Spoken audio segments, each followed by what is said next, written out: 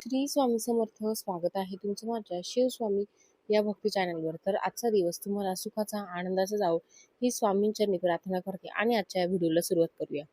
तर महाराष्ट्रामध्ये गुढीपाडव्याचा सण हा मोठ्या उत्साहाने साजरा केला जातो.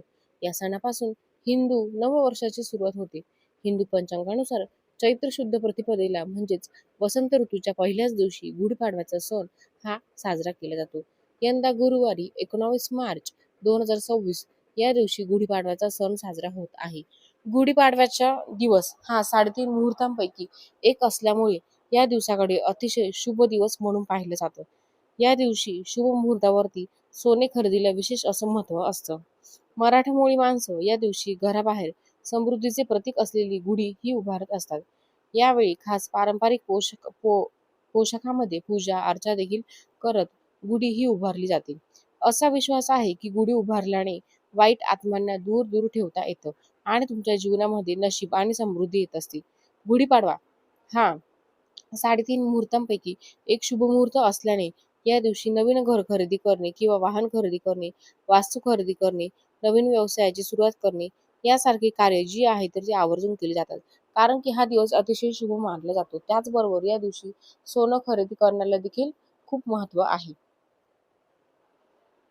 असं महत्त्व म्हटलं जातं की सोने खरेदी करणं शक्य नसेल तर त्यांनी या शुभ मुहूर्तावरती गुढीपाडव्याच्या दिवशीच म्हणजेच गुरुवारी आलेल्या 19 मार्चच्या दिवशी आपण गुढीपाडव्याच्या दिवशी सोन्याहूनही मौल्यवान अशी एक वस्तू जी आहे तर ती खरेदी करून आणायची आहे. ही वस्तू तुम्ही घरात खरेदी करून आणल्याने तुमच्या घरामध्ये पैशाचा ओघ हा वाढेल, आर्थिक संपूर्णपणे नष्ट होतील, देवी लक्ष्मी जी आहे तर ती घरामध्ये स्थिर स्वरूपामध्ये वास्तव करेल. तर ही वस्तू कोणती आहे, ती वस्तू नेमकी तुम्हाला कुठे ठेवायची आहे, त्या वस्तूवरती तुम्हाला कोणती सेवा करायची आहे याविषयीची संपूर्ण माहिती जाणून घ्यायची असेल तर व्हिडिओ स्किप न करता शेवटपर्यंत आवर्जून पहा. चॅनलवरती नवीन असाल तर नक्की सबस्क्राईब करा आणि असेच माहितीपूर्ण नवनवीन व्हिडिओज पाहण्यासाठी बेल आयकॉनलाही क्लिक करा.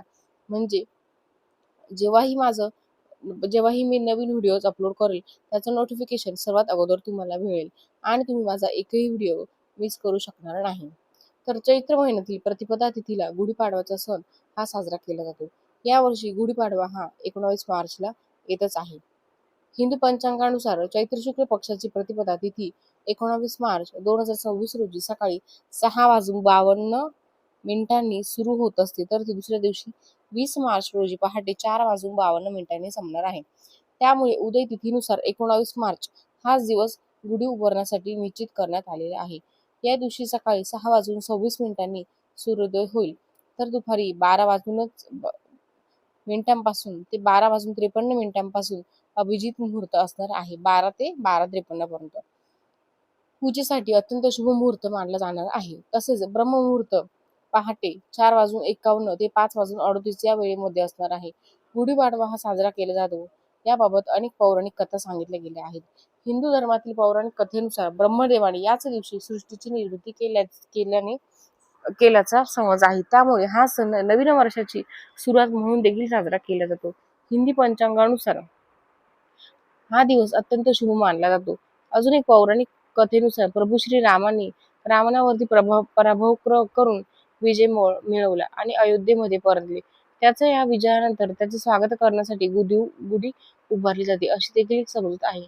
या दिवशी आपल्या घरामध्ये असलेली दरिद्रता गरिबी घालवण्यासाठी हा काळ अतिशय शुभ मानला जातो. तर आता गुढीपाडव्याच्या दिवशी हा उपाय करण्यासाठी तुम्हाला पहाटे लवकर उठायचं आहे. उठल्यानंतर तुमच्या घराचं अंगण वगैरे तुम्हाला स्वच्छ करून घ्यायचं आहे. घराची स्वच्छता करून घ्यायची आहे. त्यानंतर स्नान वगैरे आपल्याला करायचं आहे. सगळ्यात आधी देवपूजा करायची आहे. देवपूजा केल्यानंतर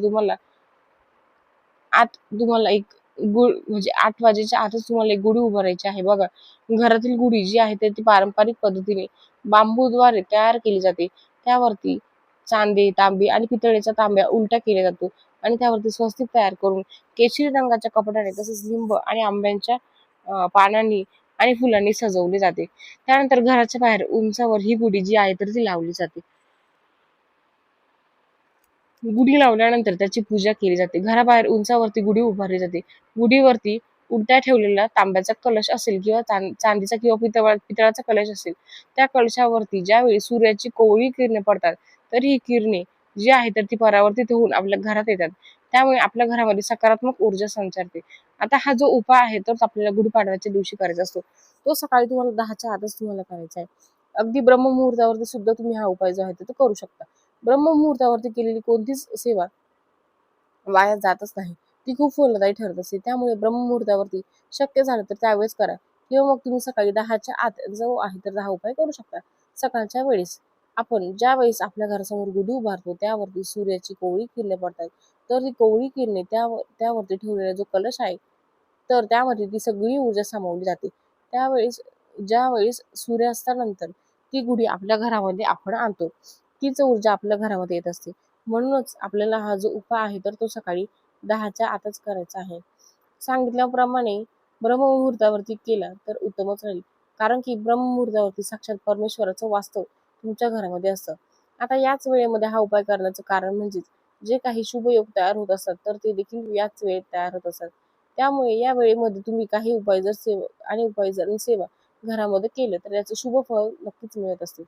घरामध्ये सकारात्मक परिणाम जाणवतात. त्यामुळे हा उपाय सांगितल्याप्रमाणे सकाळी 10च्या आतच तुम्हाला करायचा आहे. बघा, आता या उपायासाठी जी काही वस्तू आहे तर ती तुम्हाला आणायची आहे. ती वस्तू म्हणजेच कमळाचे बीज. कमळाचे बीज जे आहे तर ते तुम्हाला कुठल्याही फुलाच्या दुकानामध्ये मिळून जाईल. फूल सुकलेलं नाही तर ओलं कमळाचं बीज आपल्याला जे आहे तर ते आपल्याला आणायचं आहे. ज्यापासून कमळाचं ज्यापासून कमळाचं फूल तयार होतो तर ते बीज आहे ते खरेदी करून आणायचं आहे. तर पहा, गुढीपाडव्याच्या दिवशी सोनं चांदी जे आहे तर ते आपण दिवसभरामध्ये कधीही खरेदी करून आणू शकतो. परंतु हे जे बीज आहे तर ते तुम्हाला गुढीपाडव्याच्या दिवशीच मिळेल असं नाही.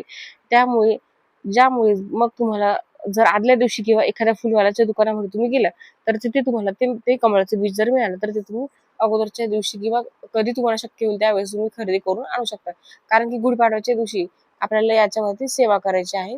त्यामुळे गुढीपाडव्याच्या अगोदर तुम्ही हे खरेदी करून आणलं तरी देखील चालेल. त्या दिवशी खरेदी करून आणावं असं काही नाही.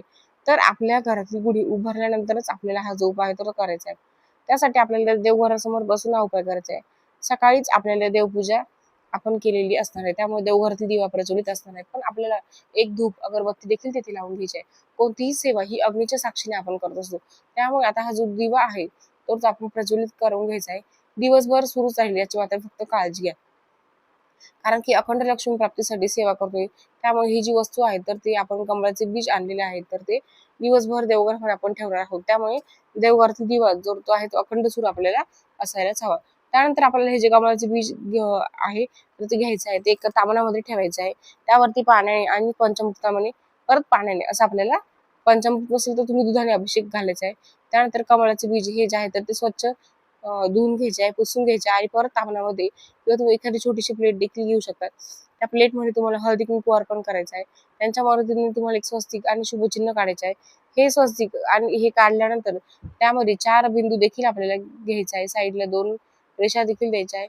स्वस्तिक हे शुभचिन्ह काढल्यावरती त्यावरती आपल्याला मूठभर अख्खे तांदूळ टाकायचे आहे. ज्याला आपण अक्षदा असं म्हणत असतो. तुटलेले फुटलेले तांदूळ नसावे. तर इतर उपायांसाठी वापरलेले तांदूळ नसावेत.